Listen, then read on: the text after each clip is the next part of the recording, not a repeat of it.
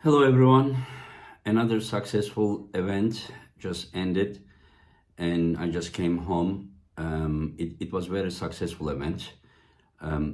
According to the feedback that I received, people think that this was a production with the least mistakes, if there was any.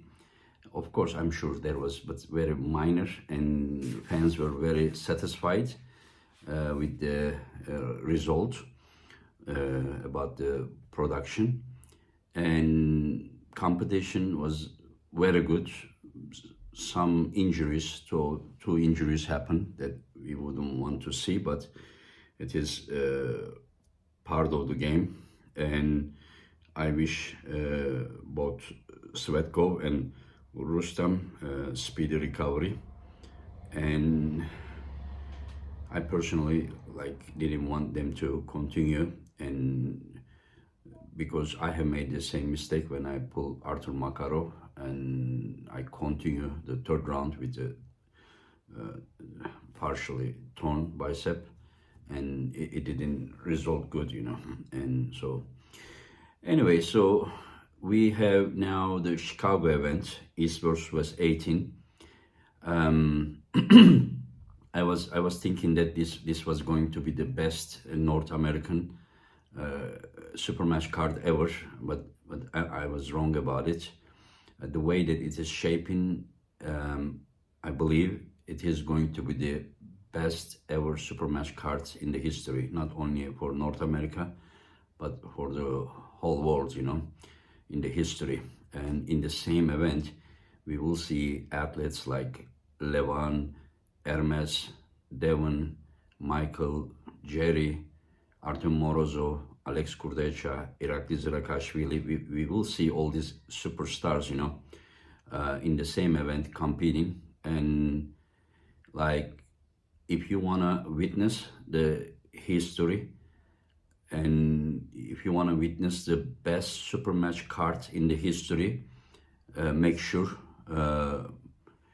be in that venue and witness live. You can thank me later, because that is going to be a great event, unforgettable event. And and if you talk about the EVW Sports King of the Table 14 event last Saturday, if I talk about the matches, Zurab Taveris, he and Tautiev, they have beaten each other twice before, but it was in 80 and 85 kg categories, but this time it was 105. I am a believer of heavier category to give favor to the taller guy, like Zurab is thick, powerful guy, while all those years Tautiev, with him being like over 2 meters, he was skinny, and now when the weight category is heavier, and so he is more effective, because he's not a skinny guy anymore. He puts shoulder, chest, everything, and it favored him, and it wasn't easy, but he had the control of the match, and he won. Lucklin versus Marin. Marin won deservingly. He had the round one in a weighted, it was expected a hook match, and in the hook he was stronger. And whenever Lucklin tried the open arm top roll thing, and it was surprising that Marin had a wrist problem, He is known to have a very strong wrist, but he lost his wrist.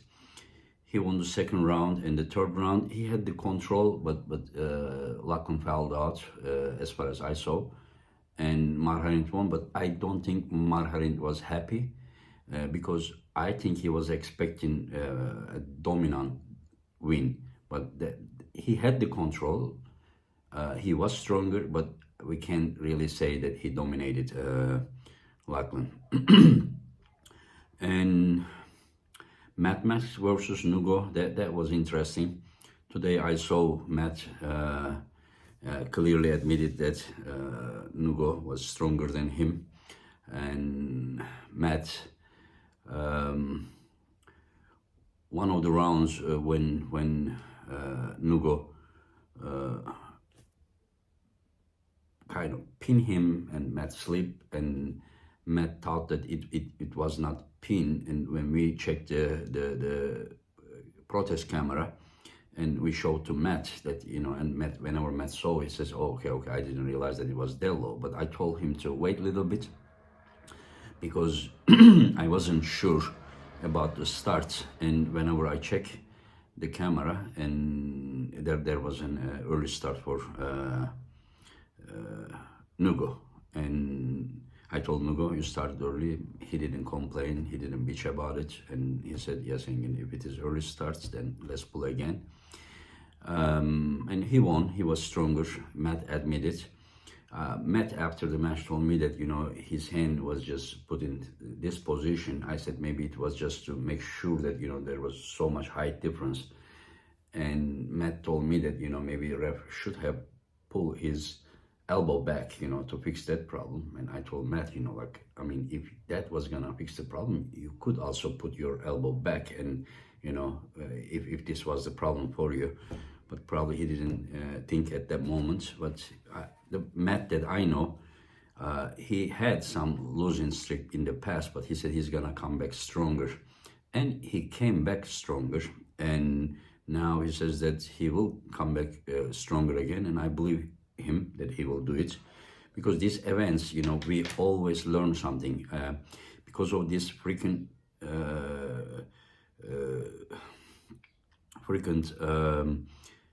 competitions. The athletes, you know, they come, they see their weaknesses, and they just go and train, so make sure that they don't have their weakness anymore, and they come back stronger. And I'm a believer of the competition difficulty level is just making everyone stronger and stronger and stronger, you know. And that is why now we are reaching to another level in arm wrestling. And we had Kamil versus Dizarano, and round one, like, Kamil was like, he was confident that if somebody also goes in, he could also press them with the cupped, you know, press, you know, with the wrist control, he could still press them, you know. And round one, when he started, and he, seemed like Dizarano's bicep was very strong, and he pinned Kamil. Kamil later told me that, Engin, like, I didn't really go full force when referee said that. I think it was early start or something, and I told him, Kamil, yes, maybe you didn't go full force, but probably you didn't like what you felt. That is why you switched to dead wrist pressure. And he said yes, like he wasn't sure, you know, if it was the way to go. And 2 days ago, when the competition happened, and when Dizarano tried to hook him, I realized that it is also very, very hard to hook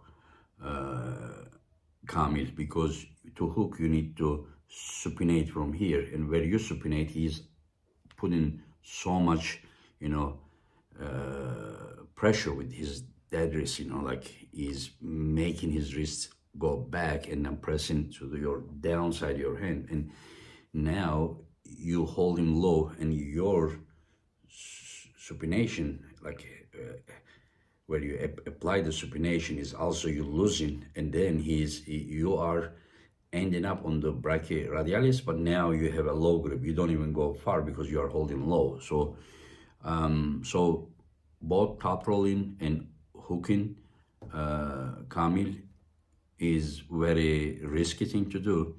I told Kamil as well, the best way to arm wrestle him is a very strong cup and the side press at the same time, you know, like Ivan Matushenko did, you know. Other than that, we had Georgi Svetko versus David Darikian. Georgi got injured on round one. There was a bicep tear, and I need to call him as well to see how he is doing. And he went back to Bulgaria. And yeah, it was very unfortunate, that he got injured. He wanted to pull at the heat of the moment, but he said that again something popped. And I told him, Georgi, it is very, very hard thing to do, beating David, even when you are 100% healthy. Now you are saying that your bicep popped, there is no way that you're gonna beat him in such way, you are just gonna make your injury worse, and like he kind of, his eyes were like kind of, like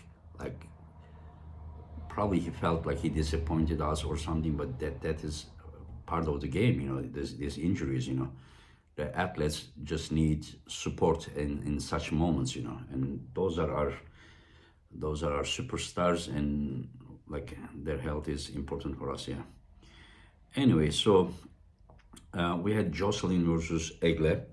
I didn't watch the match from video again, but Joseline was complaining about the height. I need to see, if the knuckles were like shown or not and things like that. But after the event, I talked with Joseline. I said, Joseline, like, do you believe the result would be different? She said, no, that's not what I am saying, but I would give her a tougher match. And I said, you gave her a tough match. That round two showed that you are not that far, because whenever I asked to Egle thought that he missed the goal or she missed the goal or something. I said, I mean, Egle maybe not, because like you move to this way, and like if you miss the goal, how can you be the attacker, And so she went there, and the halfway she lost her wrist. It just shows that Joseline has very strong back pressure. And after the competition, I had chance to talk and a little bit even train with Egle, and also I didn't train, but I gripped, with Joseline to just share, my thoughts with her. And I told her to, like I realized that whenever she's holding, she was just so much like pronating already, like that usually causes you to slide under opponent's hand, like even you are a top roller, you need to have a bit supinated, grip. And then when it is square, like more you pronate during the setup, more you are sliding opponent's hand. More you supinate, more here is getting farther from the opponent's fingers, grip. So I told her to more focus to do the things, with the hand, instead of back pressure alone. Of course, she knows what she is doing. I just shared my opinion, and yeah, I can say that she's not far.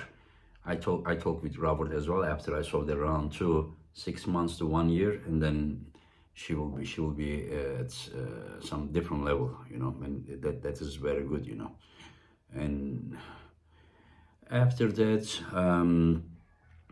we had I don't want to miss anything, but Ivan Matushenko versus Sergei Kalnishenko. Sergei showed that he can pull in any position, and Sergei did everything he could. I don't think he made any mistake. He did everything he could, and Ivan Matushenko countered, everything, because Ivan is a very well,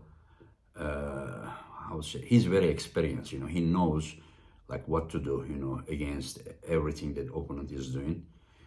Sergei tried outside, Sergei tried side, Sergei tried hook, Sergei tried the press with the wrist, Sergei tried to press without wrist. He tried everything. Sergei literally did everything, and Sergei was very, very strong. And in my opinion, he gave Ivan a very good match, And that round that Sergei won with the shoulder press, it seemed like, Ivan's bicep was exhausted, and I know this Ivan some time ago. He had some partial tear on his bicep, so he wasn't confident about his bicep.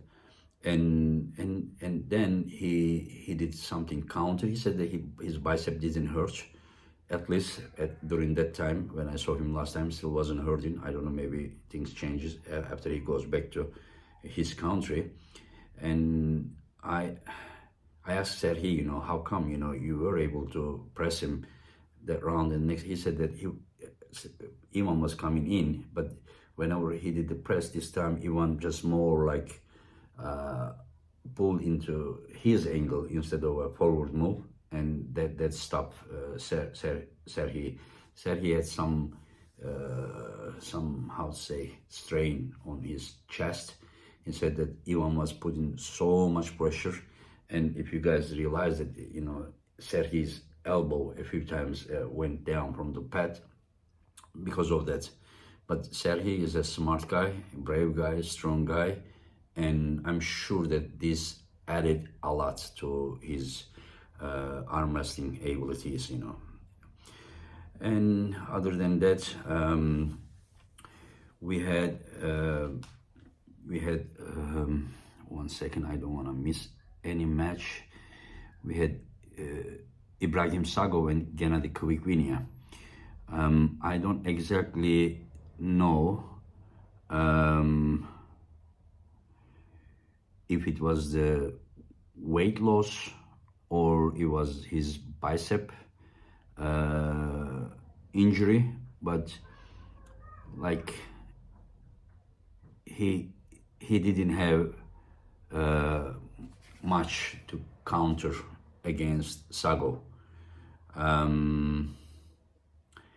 But just remember, when Ibrahim got in his sweet spot, Reno also couldn't stop him, and Reno was able to do that more in a dragging, you know, in a bicep way. He opened Ibrahim's angle, and so I believe Ibrahim has very, very powerful press, and Gennady just didn't have any lane to counter. I really liked the speech of Ibrahim Sago after the event. He gave big respect to Gennady. He was very humble. Ibrahim was very humble. And yeah, that is how it was. And Pauline versus David Samushia. David won 10 world titles in 85 kilo welterweight. And a lot of people thought that David lost last time because of so much weight difference, and they believe that David was stronger. David is now stronger, and most of the people thought that David Samushia was gonna win. I wasn't sure about this, but I kind of felt that Samushia progressed more than David did, because David already was Zloty champion, European champion, world champion, while Paul didn't have international experience. So what I believe is that in the last 3 years, Paul improved a lot. Probably Paul improved more than David Samushia improved. And this match, yeah, there still was a little bit weight difference. Maybe Samushia was 89.5 or something, without clothes. But when you accept the match, you know, like, and you believe that you're gonna win, I mean, after that time, the weight can't be a thing to talk about, you know. So you accept it, and Paul won, and credit goes to Paul. And Paul remains to be the only person that beat David. Of course, David didn't lose any match in 85 kilo, but only in 95 kilo. So we can still count him as undefeated person in 85 kilo. But 95 kilo is a bit different, you know. Yeah, we have Artur Makarov versus Daniel Prokopchuk. That was my personal favorite match. Because I pull in that category, I pull against these guys, before. round one, uh, round one, Daniel tried outside move, and the side pressure, spinated side pressure of Arthur, just like when you do hammer curl or something, you can do that way. But when your arm is moving this way, it is not that easy to use that back pressure as when your hand is here. So Arthur doesn't really right away curl you, but he just puts so much pressure, and then he slowly controlled Daniel's back pressure, and he was able to win. And then Daniel realized that there was nowhere else to go, and then he tried inside. And when he won the inside match, and everyone was surprised, and his endurance inside was better than Arthur. So I was talking with Hristo Delijakov, and Hristo Delijakov told me, Engin, Daniel has very good endurance. And I told Hristo that, my friend, that there are different type of endurance, like one is within the match, and the one is the like speed of recovery. I told him that, when Arthur goes to his corner between the rounds, he recovers more than his opponent. So his recovery time is just like you go with 50% to your corner after a tough round, you come back 80%. And while this is just example, don't take literally, but when Arthur goes to his corner 50%, he either comes like 90 or 95%. He recovers so fast.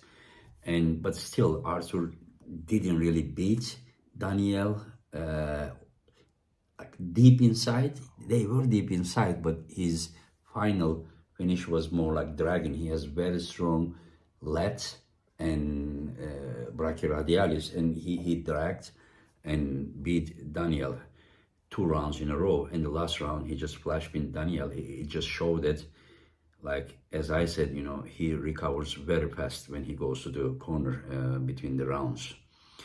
Yeah, Artur Makarov, hats off to you. You pulled great, and he won his third world title in this category. So he owns the belt permanently, and congratulations to him. And the other match was between Rustam and Todd. I had chance to watch that match, the round one. It was just very confusing. I think that, like, the elbow fell when when he hit. There was a jump, like, advantage gaining position. There was no doubt the referee was right about that. But the start that he pinned Rustam, that the early start, like, may not be as I don't know. We need to watch it in a slow motion. I just look at with the referees. Their thought was like early start, and so maybe when Rustam got injured, I think that score should have been 1-1 instead of 2-0 for Rustam. So it should be 1-1. But I saw Todd's video. Todd said that he lost both rounds on fouls. I don't think it was the case. I think Rustam just top rolled him, and when Todd slipped, I think it was already pin level. So maybe Todd remembers that way, but I think that wasn't the case. So I think that was a very, very close match, very close match, and Todd seemed to be stronger inside, but Rustam started to take Todd's wrist. I don't know how much he could continue doing that or not, but the match was very close, and Rustam did the right thing.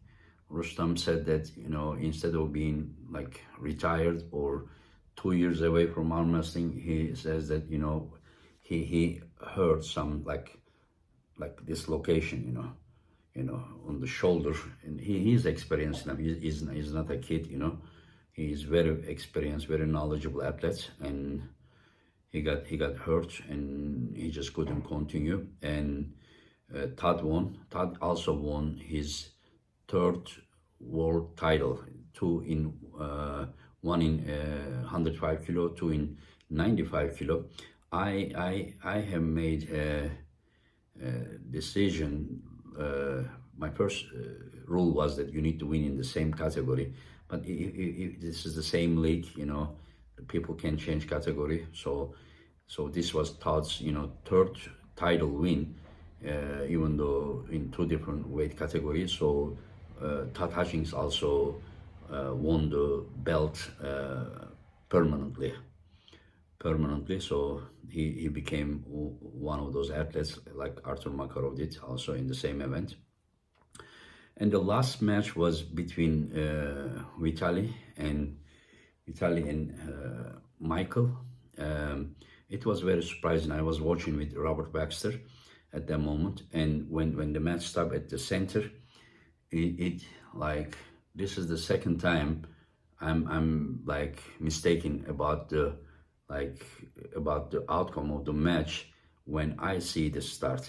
First time when Deon stopped Levan, I thought that Deon was gonna win, and this time I saw the round one and they were at the center, and I was like, I think Michael was gonna win that. I thought that Michael was gonna win, but in my opinion, Hermes, Gennady, Kamil, they all have stronger press than Vitali. But the thing is that when Michael does that open arm thing, he goes so far, he pulls his elbow so much back, and he stays so far, the athlete's reach is not enough. So athlete may have just say like 70 kilo pressing power, but because it is going so far, they can't apply their max. While Vitali's reach is so long, and he didn't leave any comfortable place for Michael. There was no comfortable room for him, and Michael seems like he didn't like that. And when Michael stops someone, usually he opens his hand and he also climbs. But this time the person who is pressing him is a person who has the strongest grip in the world. So like Michael couldn't reach. And if I'm not mistaken, I saw Michael's front wrist is hanging like this as well. And so when it came to like round one, fresh, like Vitali's hand is very strong, Michael was able to, maybe not super easy, but he was able to sleep. And round three, it would be even easier. But Michael, same with the round two, in round three, he tried the press again, and he put himself into a risk to to be applied, all Lucklin can do it. And he did it, and he came here and he turned. So like it looked like maybe pin, maybe not pin. So Vitali complained. We went to the camera, and it was just coming here. If this is the pad, so it was going like this, like you would think it is pin, you would think it's not pin, but when we are not sure, we don't call it pin. And then somehow the camera guys, they provided a pause, and then with that pause, it seemed like it was touching, like once it paused on the pad, it seemed like. And then I asked Michael, just like, I know we are in the heat of the moment, but just tell me, like, did it touch? Did your hand touch or not? And he didn't answer, but from his eyes, I understood that, he felt it. This is what I understood, but he didn't lie. He didn't try, because if he would lie and say that, no, Engin, I didn't feel, I was leaning to repeat the match. But he said, okay, but can we look at the start if there was a mistake with the start? You know, at that moment I understood that his hand touched there, and then when we checked the start, it didn't seem like anything wrong. Listen, guys, like I have pulled for 30 years, you know.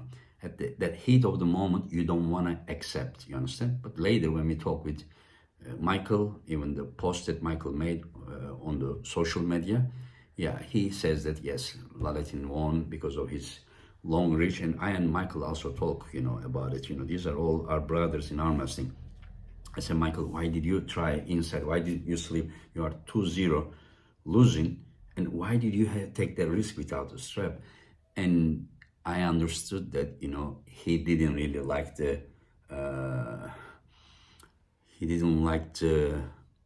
reach of Vitali Laletin with the long arm, and he didn't like that finger pressure that even bent his riser a bit, you know, and he was not moving anywhere. There was no way him to go up, you know, climb or anything. So he wanted to do something outside of the strap. So this was a risk that he had to take, you know, he had to take. And of course, it's for my own analyzing after the match. I also asked to Vitali, I said, Vitali, like, why didn't you try to climb up? He said, Engin, it was not possible. I tried, and then I lost the connection with the upper arm. You know, my arm was opening. When I go there, I felt here weak, you know. So Michael really didn't allow Vitali to arm wrestle like Vitali Laletin. So Michael's strategy, everything to out arm wrestle, if we talk about their main styles, yeah, Michael was successful. But there is something that I also mentioned, you know, and Michael also remembered that I said, remember I told you that the long reach of the Vitali may be a problem. He said, yeah, I remember, Engin, you mentioning that. And that was not the like high probable, you know, probability, you know, about the way that Vitali win, but that happened, you know. Vitali, that long reach didn't leave any space. Yeah, it didn't leave any space for Michael to rest, you know. So that happened, you know. Michael did his best. He performed very well. Him to like take Vitali's wrist, and him to not to allow Vitali to arm wrestle like Vitali was like great. But he probably, it is the first time he met someone like Vitali with that such a long reach and with such a strong grip. And yeah, he did the main thing very well. He was great, but this part was a bit unexpected. We were just thinking as a possibility that it could be a problem or not, but and yeah, we will see. We will see more events. I just set another match for Michael, because Michael said that, Engin, like, I'm all the time coming to that side of the world, and I came there to pull Gennady, I came there to pull Hermes, I came there to now pull Vitali. So how about, you know, this time, you know, like the events are happening in US and I'm not there, you know. Last time he pulled in US in our events was last August, and told if we don't give him we don't give him a match in June, and then August is not probably in US, and then so he won't be pulling in North America for like more than 1 year. So he deserves to win that card, and soon we will announce his match. Everything is great. So I would like to thank to all the athletes, all the referees. I know some people wants to put some pressure on the referees, and today I watched Todd video. He said that like this is us, our athletes, you know, we are putting the pressure on the referees and we're making everything harder. I know some people has they have their own agenda to put pressure on the referees. So that I have seen, you know, like this king of the table, like maybe minor mistakes, but I remember like this has nothing to do with the East versus West. Like when after the Tbilisi event, Irakli came to me and he said like, he sent me the photos when Tatachin's elbow was like this much up and then taking Irakli's wrist, and you know arm wrestling, you know how much advantage it gives, you know, and he said like he wanted to have a rematch, but he never take it like, and you know, you are taking side with the American athlete against the Georgian or something. These are all desperation of some people, you know. As I said today, you know, like when Matt accepted the loss in the round 2, you know, and he saw that it was like already lost, you know, and he accepted. I said, wait, you know, we wanted to see the start of the match again, you know, and I check it, and yeah, Nugo was starting early. So when I said, Nugo, you started early, he said, okay, you know, that's all. So again, you know, like some there has been even more mistakes. I remember in one of the King of the Table events, you know, like an American referee was refereeing North American puller from the East, you know. I have seen the athlete come into the like center with the shoulder before the go. Athlete was even opponent's hand, was pulling the strap from opponent's hand to make it far for his riser, you know, and like going up like this. So I think that we are much better compared to before, and this is not like referees, like East versus West is like just to make the things more exciting, but actually these are all different countries. A Ukrainian guy, a Russian guy, you know, like they are not from the same country, or Georgian guy or a Kazakh guy, they are not from same. A German referee is reffing a guy from just say Georgia and America. I mean, he has nothing to do with the either side. He doesn't count himself East or West or something. The guy is from Germany or he is from Croatia. These are from the European countries. Bulgarian referee is one of the European Union country. And also, like, there is no referee in our events that is reffing their countryman match. You know, maybe at the beginning, maybe first event, you know, but later, no referee is reffing their countryman match, except in the American events.